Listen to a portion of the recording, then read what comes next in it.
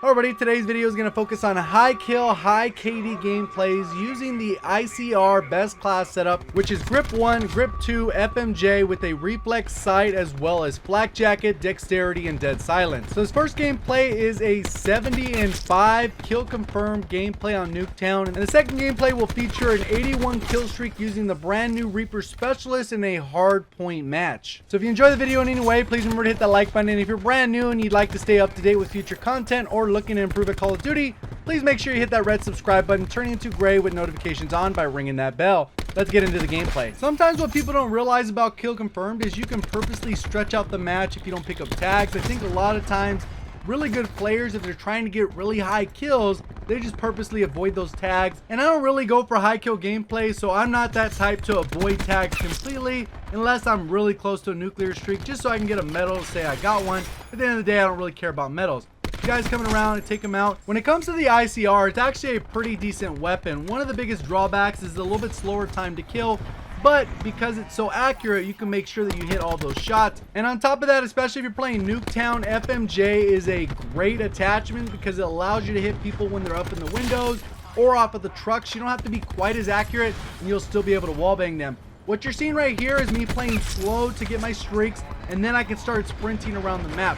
That's typically the strategy I employ because I think it's the most effective one. Obviously, if you're playing in a full party of 6, you can have people bait for you and cover for you, but that's not what my gameplay is about. So now that I've pretty much cycled those entire streaks, what I'm going to start doing is making sure that my streaks are coming in. I'm looking for the spawns, and I'm trying to predict where people are going to be.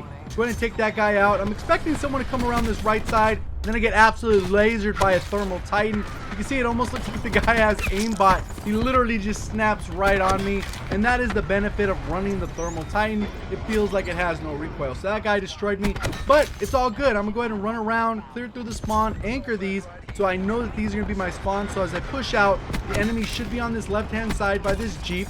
Teammate standing there, so all the enemies should be on the opposite end. There is a guy, it looks like straight across. I go ahead and take them out, and now I'm seeing what's going to happen with these spawns. I go ahead and take a different angle. It looked like that guy was going to get in a gunfight there, and I just avoid that and come at a different angle. That guy jumped out, took him out, and you can see how effective the streaks can be. I land a couple shots there, just going to avoid that completely, and then go ahead and regain control of the buildings. Thought somebody was up there. Typically, you got to check that corner. 9 times out of 10, as you come around the corner, someone just posted up kind of where I'm at, and what I'm doing is just trying to get those streaks again, waiting to see what happens. Looks like we have good spawns again, and then I get a little bit of EMP nade, which throws off my map awareness. So again, I got to kind of play cautious. I can see someone's coming around, debating if I want to go ahead and jump out and get him. Go ahead and take out this guy, go ahead and grab his tag, and then now I already got my Thresher again and Sniper's Nest. With the map as small as Nuketown, you don't really have to run a UAV all that often. Even though one of my teammates is running a UAV, you don't have to really run one because for the most part, you can really tell where the enemies are because they're in very predictable spots. And that's part of the reason I'm not a huge fan of Nuketown, is it's almost too remedial. You don't really have to think all that much. It's more about predicting spawns and pre-aiming where you think enemies are going to be. Obviously, I got lasered by that Titan user earlier on in the match, but that's more me just not hitting all of my shots. There was actually 2 enemies, and that guy landed 1 or 2 shots before I actually snapped onto him. So there's actually a few different reasons you're going to want to run these streaks if you're really trying to go for high kill gameplays. Number 1 is they cover a large portion of the map. I have the Sniper's Nest doing work, the Thresher doing work, as well as the strike team. So there's a lot going on. The strike team will also give you indication of where enemies are.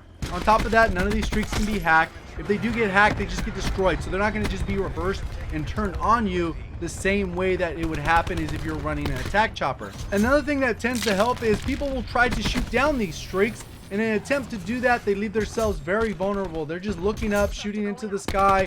See right there, I pre-aimed the guys he's coming through. This is a hot spawn. I can see if there's multiple people. End up taking that guy out close quarters. Jump out, turn around, knowing that there's going to be enemies in this back area. And while this enemy's focused on shooting somebody else, I just come out, take them out pretty easily. And you can see I've already been able to cycle my streaks. We have a considerable lead at over 30 points. Another guy just standing there right there. I go ahead and take him out. Body armor user. And you can see how the streaks are continually taking up the entire feed. And what tends to happen in these scenarios is I've talked about how to get easier lobbies. This is probably the easiest way. You call in these streaks, all the supposed sweats will just leave the lobby. I got that first set of streaks by playing slow. I played my life. I played the correct way. Shoot these guys coming out of spawn. And pretty much what happens is as soon as new people come to the lobby, a few different things happen. Sometimes people will try to be that anti. They'll see you're on a streak, so they'll purposely go for you, kill you, and then they just leave the match. That is a little bit rarer, but it does happen.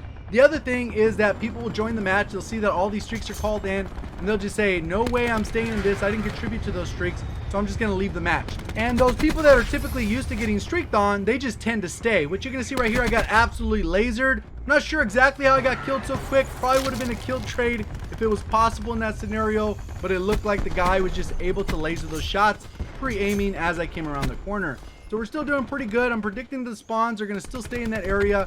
There is someone still behind me, but you can see the strike team kind of working around this left side. So we kind of have a split spawn since everyone is everywhere around the map. And typically when you see gameplay of this, a lot of times you'll see people in full parties where they're just kind of posted up on a head glitch. So they can see people walking out of spawn. It makes their job incredibly easy. A lot of times they just know exactly where the people are spawning in. They walk out, get shot, walk out, get shot. It's kind of a repetitive process. A lot of times that's cool if you're trying to get XP, but personally I think that's boring if you don't have to actually think about how you're going to navigate around the map. And I probably could have prevented that death if I just peeked the window, because that's more often than not where people are going to be. But since my mini map was all cluttered because of that EMP, I didn't have a perfect idea of where that player was. So this zero user is probably running ghosts because I don't even see them on the mini map. They just somehow walked right by me. They killed me 4 shots with the can at that point blank range. Still went 70-5. This next gameplay is even better. Thank you for watching that first gameplay. We're currently on the road to 100,000 subscribers. You can see how close we are getting. We're only about 7,500 subscribers off. So if you are new to the channel or you just haven't hit that subscribe button, do me a quick favor and hit that red subscribe button, turn it into gray with notifications on by ringing that bell. Let's get into the second gameplay. So Hardpoint Nuketown is one of the easiest maps to play Hardpoint on because it really comes down to the spawns on Hill 2 and Hill 3, which take place within the houses. So depending on how you time it out, you can use a Seraph Beacon if you want to guarantee yourself those spawns. Or you could just rotate early and go deep within the spawn to make sure that your teammates spawn on you before you actually go and take the hill, and make it more about capturing the spawn than actually capturing the hill. Because if you get the spawns, you're going to be able to backfill so fast. So unless the people in the hill are very good and can lock it down very well, you're going to be able to control the hill. That's going to be my only death of the match. Pretty much I go flawless the rest of the way. Get a nice little feed with the Reaper Specialist, which in my opinion is a little bit overpowered. The mobility is still too high. The Shroud's kind of annoying, gives you a ton of XP, but that's a whole nother story. So I jump out and you can see I'm pushing around. We got about 10 seconds for this next hill, and I want to make sure that we get the rotation. So the key is to get this back spawn as quick as possible. Missed a few shots there. I think I'm a millisecond behind, which I just not able to shut the guy down. Jump out. Now I'm paying attention to the minimap. You see the guy is peeking out. I jump out, land as many shots as I can, but with a little bit slower time to kill, the guy is able to get a couple shots in. So we do have the spawns, and all of a sudden it flipped out because my teammates didn't join the fight. I go upstairs, not really knowing exactly what's going on. Pretty sure someone's going to come through here. I'm just kind of pre-aiming it, blocking my body a little bit with this mannequin, and you can see it's contested, but it looked like my teammate was able to take him out. He used the reactor core, shut him down.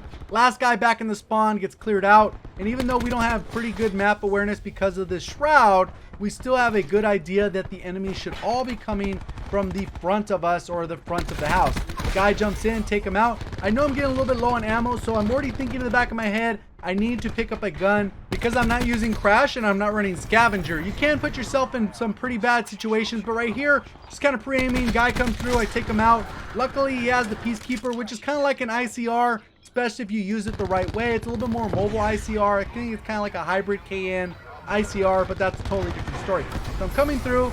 My streaks are already starting to come in. Like I talked about in the last match, the streaks are pretty crucial to start chaining a lot of those streaks together. Second I call in the streaks, one of the enemy players left. He might have been the best player in the lobby, might have been the worst. We don't know, but typically bad players stay, good players tend to leave. That's just a general rule of thumb. So right here, I'm picking my timing of when I want to push out. I can see that my teammates were kind of blocking the right side of the house. So odds are I'm going to be cleared as I run out. I go ahead and push deep within the spawn, trying to anchor. And you can see how many of the enemies are in the house. And that's because the Thresher's out, the Sniper's Nest is out, the strike team's coming around. So they're kind of limited on where they can actually stand. You can see as I come around, I pre-aim the corner I think the guy's going to be. We have solid control of those spawns. I push out a little bit more. I know the next rotation is going to be in front of us. Obviously, I got to chase a little bit of kills because I am running the Specialist. Somebody is in the house. I got to go ahead and kind of creep back. The second it pushed out, you can see how temperamental the spawns are. But at this point, I'm already working toward my second set of streaks. So I go ahead and kill that guy. I go ahead and come back through. I know there's a few still in the house. I can kind of walk through, take them out. My strike team's putting in work. So with hills 1 and 4, you just got to make sure you have aerial streaks. So right now, I'm just waiting until my specialist runs out before I call in the next set of streaks. I'm already on a ruthless, still taking people out as they're running around the map. But we got to go ahead and jump a little bit in the objective. That's pretty much what we're going to do to make sure we secure it. I'm not sure exactly where this guy is because of the smoke. What I'm really trying to do is predict if the enemies are going to be behind me. You can see the UAV passes. I have a couple teammates behind me. So it looks like all the enemies should be on the front side of me. I go ahead and use that radar shroud because that'll allow me to get a bunch of score. And unfortunately, the shroud doesn't really pay off because my teammates working around that outside, really chasing those kills, and it causes the spawns to flip. Only about 15 seconds left on this hill. So what we're going to do is see it rotate over by Jeep. You can see my teammates already locking down that area. So all I really got to do is kind of post up in the middle area, rotate around, see if we can control this area. And the part that's really making it difficult is this shroud from the enemy player because it's blocking off that entire section of the map. So I don't really want to run out and just get killed from a random guy just camping in a corner or something like that. So what I'm really trying to do is just play off my teammates from the map awareness I do have, seeing if the spawns are going to flip. And at this point, with the shroud covering as much of the map as it is, it's really a guessing game. So I just got to use my best guess based off where the teammates are that I do have on the mini map that are not within that shroud, and based off what I see is going on with enemies. And it's gotten incredibly worse ever since they introduced the shroud because a lot of people are using it because it's brand new. Same thing when the Zero Specialist was introduced, people are using that non-stop outright. There's a lot of things that come with that. I don't think it's balanced, but at the end of the day, it is part of the game. It is what it is. It's as broken as a lot of the other things that have already been put in the game. There's not really much to do at this point. They're not going to get rid of it. So you can see how the streaks are feeding through. Spawns are about to flip. We got about 9 seconds before we got to be inside this house. So what I'm doing is pre-aiming the hot spawn because more than likely if my teammates are not in this area, the enemies will spawn in this back area. So I'm posted up. You can see the guy coming through. Land a couple shots. Move upstairs to see if I can block the guy coming through. He follows me. I end up taking him out. Kind of outstrafe him. And then now they are locking down the area. We got a UAV that passed. Teammates are pushing in through that front door, and then I'm going to choose my timing wisely so I can actually push downstairs and take this guy out. Looks like he's right at the edge of the house or right downstairs. There are a few of them. We're seeing if they're going to push around, and it ends up looking like they get taken out by that reactor core again. Sniper's nest is still going off. We got the mini-map blocked, but luckily it doesn't last too long. And right here you can see I'm kind of just posted up, trying to pick people off as they are coming towards me. Sniper's nest is too good. I'm already shooting the guys, and they keep just taking the kill after taking the kill. And you can see right now we have pretty decent map control. My entire team's in this building. We got to start rotating. We only got about 11 seconds. And you can see right around that time, that's when I start to rotate. Right at 10 seconds, this guy comes through, snaps on, takes him out. On a 20 gun streak, and I'm rotating around the right side, and then I'm just kind of pre-aiming, seeing what's going on and see if we can push. Again, it's all about timing. You got to push in numbers. There is somebody trying to come around the mid. I end up taking that guy out. Most of the enemies should be spawning behind us. So what I do is I go ahead and push in aggressively. I go upstairs, and then I'm going to go ahead and serve as Overwatch again because most of the enemies are going to be coming from the middle of the map. So pretty much all I am doing is pre-aiming, see if anyone's going to take the window. Looks like the spawns could flip because too many of them push to the outside, and I'm just kind of waiting for that flip. So you can see that all my teammates are on the other side of the map. As that UAV passes, you can see my teammate popped out, and there ended up being another guy. I could just jump around, end up shooting him a bit. He ends up sneaking around, and then my strike team ends up finishing him off. Another stolen kill. I don't know why FMJ didn't work in that scenario. It definitely should have. And then I'm coming back through, and you can see how we have total control of the map. And pretty much anytime you come around this left side, you should automatically be using the Jeep as cover, especially if it's blown up like it is right now. It's not going to cause any damage. Obviously, I'm running flak jacket, so I'm not going to die there.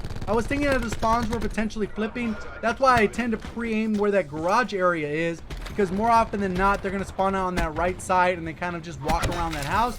Now I'm pushing forward again to kind of get this map control, kill these enemies as they are coming out of spawn. So obviously with that spawn flip, now I know that the enemies are going to be pushing aggressively, trying to win the match. So they're going to be jumping on the hill, pushing solo, when they should really be pushing as a team.